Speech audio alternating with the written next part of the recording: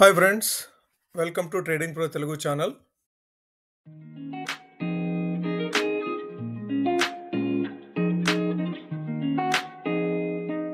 Hello friends, ఈరోజు market అనాలిసిస్లో మనం కొత్తగా అర్థం చేసుకోవాల్సింది ఏం లేదు. మీకు అందరికీ తెలిసిన విషయమే. ట్రంప్ టారిఫ్ విషయాలకు వస్తే ఏ విధంగా మనకి ట్రంప్ టారిఫ్ అనేది ఇంపాక్ట్ చేసిందో మనం గత 2 రోజులుగా, ఎప్పుడైతే Trump tariff Wednesday evening declare చేశాడో, థర్స్డే ఫ్రైడే 2 రోజులు మార్కెట్లు వరల్డ్ వైడ్గా మార్కెట్లు విపరీతంగా సెల్ ఆఫ్కి గురైనాయి. ఫ్రైడే అయితే ఎస్పెషల్లీ, థర్స్డే కంటే కూడాను ఫ్రైడే మార్కెట్స్ చాలా సివియర్గా, అంటే రెస్ట్ ఆఫ్ ద వరల్డ్లో అన్ని మార్కెట్స్ కూడా, మన మార్కెట్ అంత విపరీతమైన ఫాల్ గురి కాలేదు, కానీ 1.1% మన మార్కెట్ ఫాల్ అయింది. బట్ మీరు డోజోన్ చూస్తే 5.5%, నాస్డాక్ కూడాను 5.8%, డాక్స్ జర్మనీ ఇండెక్స్ కూడాను 4.7%.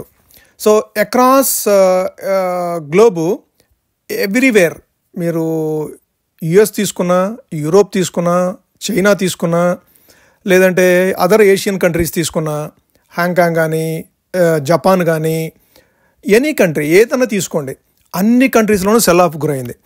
మెయిన్గా ఇందుట్లో భయాలకి, అంటే ఇప్పటికిప్పుడు ట్రంప్ టారిఫ్ అనేది ఇప్పటికిప్పుడు మన మార్కెట్ని ఏ విధంగా ఇబ్బంది పడుతాయి అనేది మనకు అర్థం చేసుకోవాలనుకుంటే, కంపెనీస్ రాబోయే రోజుల్లో కంపెనీస్ పర్ఫార్మెన్స్ అనేది ఇంపాక్ట్ అవుతుంది. ఏ విధంగా ఇంపాక్ట్ అవుతుంది? మార్కెట్లోకి ప్రోడక్ట్స్ని సప్లై చేయాలి అంటే వాళ్ళకి స్పేస్ ఉండదు. మీరు ఎప్పుడైతే వరల్డ్ మార్కెట్లు అంటే ఇన్ ద సెన్స్ కన్జ్యూమర్స్ ఎప్పుడైతే ఎక్కువ ప్రైస్ చేయడానికి ఇష్టపడకుండా ఉంటారో, అప్పుడు మన ప్రోడక్ట్స్కి డిమాండ్ తగ్గుతుంది. మన కంపెనీస్ ప్రొడ్యూస్ చేసే ప్రోడక్ట్స్కి ఆటోమేటిక్గా డిమాండ్ తగ్గుతుంది. డిమాండ్ తగ్గటం వల్ల కంపెనీ ప్రొడక్షన్ అనేది తగ్గుతూ వస్తుంది.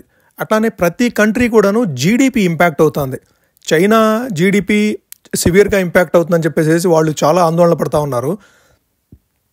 అట్లానే మన ఇండియా జీడిపి కూడాను ఇంపాక్ట్ అయ్యే అవకాశం బలంగా ఉంది. ఓకే, ప్రతి కంట్రీ, ఈవెన్ యుఎస్ జీడిపి కూడాను చాలా సివియర్గా ఇంపాక్ట్ అయ్యే అవకాశం ఉంది. ఎందుకంటే మన ప్రొడక్షన్ ఎప్పుడైతే కంట్రోల్గా చేయాల్సి వస్తుందో, అంటే డిమాండ్ ఉండదని చెప్పే ఎక్స్పెక్టేషన్స్ ఎప్పుడైతే ఉంటాయో, అప్పుడు ఆటోమేటిక్గా ప్రొడక్షన్ డ్రాప్ అవుతుంది. ప్రొడక్షన్ డ్రాప్ అయితే మన జీడిపి, గ్రాస్ ప్రొడక్టివిటీ అనేది కంప్లీట్గా తగ్గుతుంది ఏ కంట్రీకి అయినా సరే. ఓకే, గ్రాస్ డొమెస్టిక్ ప్రొడక్టివిటీ ఎప్పుడైతే తగ్గుతుందో అప్పుడు మనకి ఆటోమేటిక్గా మనకి ఎంప్లాయ్మెంట్ పడిపోతుంది. ఎంప్లాయ్మెంట్ పడిపోతే మన బయ్యింగ్ కెపాసిటీ, సో మనకి బేసిక్గా ఎంప్లాయ్మెంట్ ఉంటేనే కదా మనం బయ్యర్స్ ఎక్కువ కన్జ్యూమ్ చేయడానికి ఇంట్రెస్ట్ చూపిస్తాము.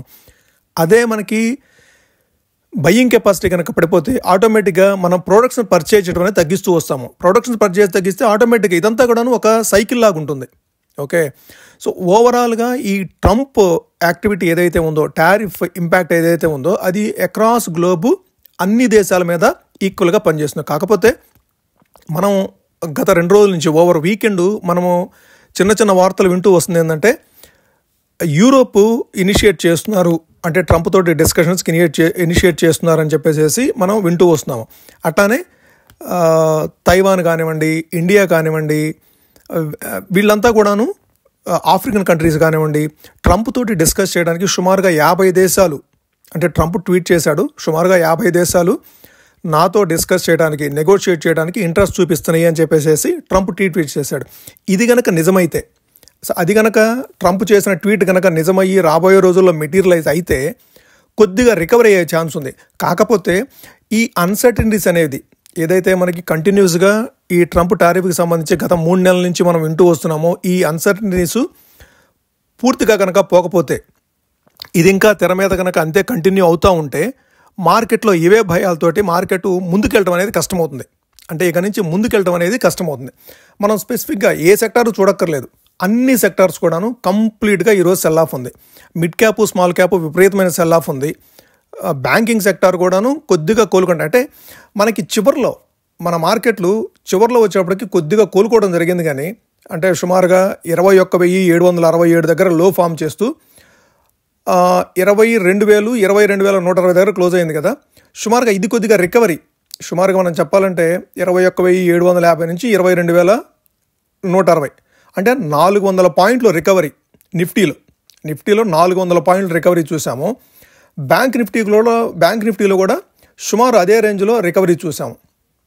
బ్యాంక్ నిఫ్టీలో రికవరీ వచ్చేసేసి 49,200 నుంచి క్లోజింగ్ వచ్చేసేసి 49,860, అంటే సుమారుగా 640 పాయింట్ రికవరీ చూసాము బ్యాంక్ నిఫ్టీలో. ఓకే, సో ఈ రికవరీ మన మార్కెట్లో అంటే మనకి కొద్దిగా పాజిటివ్ ఇండికేషన్స్ ఉండొచ్చు. ఏ విధమైన పాజిటివ్ ఎక్స్పెక్టేషన్స్ ఉన్నాయంటే మన ఇండియన్ మార్కెట్కి సంబంధించి మిగిలిన కంట్రీస్తో పోలిస్తే టారిఫ్ అనేది మన కంట్రీ మీద కొద్దిగా తక్కువ మోతాదులో ఉంది.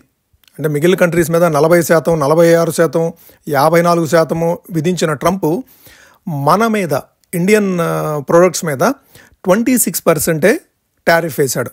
కాబట్టి అది కొద్దిగా కాంపిటేటివ్ అడ్వాంటేజ్ ఏదైనా ఉంటుందేమో అని చెప్పే ఉద్దేశం మీద మన మార్కెట్లో కొద్దిగా రికవరీ చూసాము.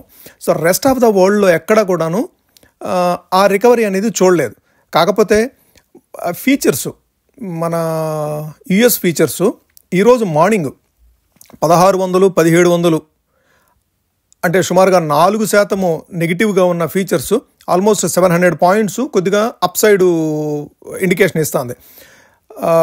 నాస్డాక్ కూడాను, అంటే ఇక్కడ యూఎస్ టెక్ 100 ఉంది కదా, ఇది నాస్డాక్ అంటాం మనం యూజువల్గా. ఈ నాస్డాక్ కూడాను 900 పాయింట్ల ఈరోజు మార్నింగ్ 900 పాయింట్లు మైనస్లో ఉండదల్లా సుమారుగా 2% అనేది 2.5% పాజిటివ్గా అప్ సైడ్ వచ్చింది. డాక్స్ ఓపెనింగ్లో, జర్మనీ ఇండెక్స్ ఓపెనింగ్లో 1600 పాయింట్లు 1500 పాయింట్లు ఓపెన్ అయింది. 900 పాయింట్లు 960 పాయింట్లు నెగిటివ్ తోటి ట్రేడ్ అవుతూ ఉంది. సో ఓవరాల్గా మార్కెట్లో ఏదైనా ఆ పాజిటివ్ న్యూస్ కనుక ప్లే అయితే మరలా ఒకసారి మార్కెట్లో రికవరీ అయ్యే అవకాశం ఉంది. మన మార్కెట్లో కూడా సుమారుగా 22,120 ఉంది కదా. సో ఇది ఈ పాజిటివ్ ప్లే కనుక ఏదైనా ట్రంప్ అన్నట్టు కనుక మళ్ళీ పాజిటివ్ ప్లే కనుక మరలా ఒకసారి వస్తే 22,600, 22,500 వరకు చూస్తాము. కాకపోతే మన మార్కెట్లు సెల్ ఆన్ రైజ్ మీదే మన మార్కెట్స్ చూడాలి. మీరు మార్కెట్లో కనుక పాజిటివ్ ఇది కనుక వస్తే, అంటే మళ్ళీ ఒకసారి అప్ సైడ్ కనుక మూవ్ అయితే దాన్ని నమ్మొద్దు. కంప్లీట్గా నమ్మటం అనేది చేయలేం మనం. ఎందుకంటే ట్రంప్ ఏ రోజున ఏ విధమైన డెసిషన్ తీసుకుంటాడు, ఈ నెగోషియేషన్ డిస్కషన్స్ ఏదైతే ఉన్నాయో ఇవి సక్సెస్ అవుతాయా ఫెయిల్ అవుతాయా, సో వీటన్నిటి మీద ఆధారపడి ఉంటుంది మళ్ళీ మార్కెట్లో అప్ సైడ్ చూడటం అనేది. ఓకే, మార్కెట్లో అప్ సైడ్ అనేది ప్రస్తుతం మనం ఎక్స్పెక్ట్ చేయడం అనేది కొద్దిగా ఇబ్బందితో కూడుకుంది. అంత పాజిటివిటీ అనేది మార్కెట్లో మనం నియర్ టర్మ్ చూసే అవకాశం చాలా తక్కువ. కాకపోతే అంటే కంప్లీట్గా ఏదైనా ఒక కంట్రీ ఫ్రీ ట్రేడ్ కనుక, అంటే ఎఫ్టీఏ అని చెప్పేసి ఉంది, అంటే ఫ్రీ ట్రేడ్ అగ్రిమెంట్స్, ఆ అగ్రిమెంట్స్లో కనుక ఎంటర్ అయితే ఏ రెండు కంట్రీస్ అయినా, అంటే లైక్ చైనా యుఎస్ కానీ, యూరోప్ యుఎస్ కానీ, లేదా ఇండియా యుఎస్ కానీ, యుఎస్తో ఎవరైనా సరే ఫ్రీ ట్రేడ్ అగ్రిమెంట్స్లో కనుక ఎంటర్ అయితే అది ఆ కంట్రీకి పాజిటివ్గా ఉంటుంది. ఒకవేళ మన కంట్రీ కనుక ఆ విధమైన నెగోషియేషన్స్ చేయగలిగి పాజిటివ్గా డీల్ క్లోజ్ చేయగలిగితే మన కంట్రీకి అది పాజిటివ్ ట్రిగ్గర్ అవుతుంది. అప్పుడు మనం ఒకసారి అప్ సైడ్ చూసే అవకాశం ఉంది. అప్పటి వరకు మన మార్కెట్లు ఇదే రేంజ్లో 22,500 నుంచి 21,500 ఈ రేంజ్లోనే ఎక్కువ శాతం కదలాడే అవకాశం ఉంది.